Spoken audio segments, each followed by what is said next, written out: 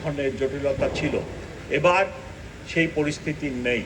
এবার আইন শৃঙ্খলা রক্ষাকারী বাহিনীর লোকজন, বিশেষ করে ঢাকা মেট্রোপলিটন পুলিশের সদস্যবিন্দু সুসংগঠিত হয়ে গেছে। পূর্বের নেই আমরা কাজ করতেছি এবং কোনোরকম কোনো সমস্যা হবে না। আমি আশা করি নিরাপত্তাজনিত কোনো ঘটনা ঘটবে না।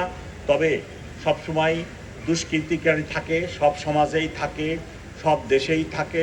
সেই দুষ্কৃতিকারীদের হাত থেকে আমাদের এই উৎসব যাতে সুরক্ষিত হয়, তারা যাতে কোনোরকম কুমতলব বাস্তবায়ন করতে না পারে, তার জন্য আমাদের যেরকম সজাগ থাকতে হবে, তেমনি পূজা উদযাপন কমিটির লোকজনকেও আমি রিকোয়েস্ট করব আপনারাও সজাগ থাকবেন, কোনো দুষ্টু ব্যক্তি যেন কোনো দুষ্টামি করার সুযোগ না পায়।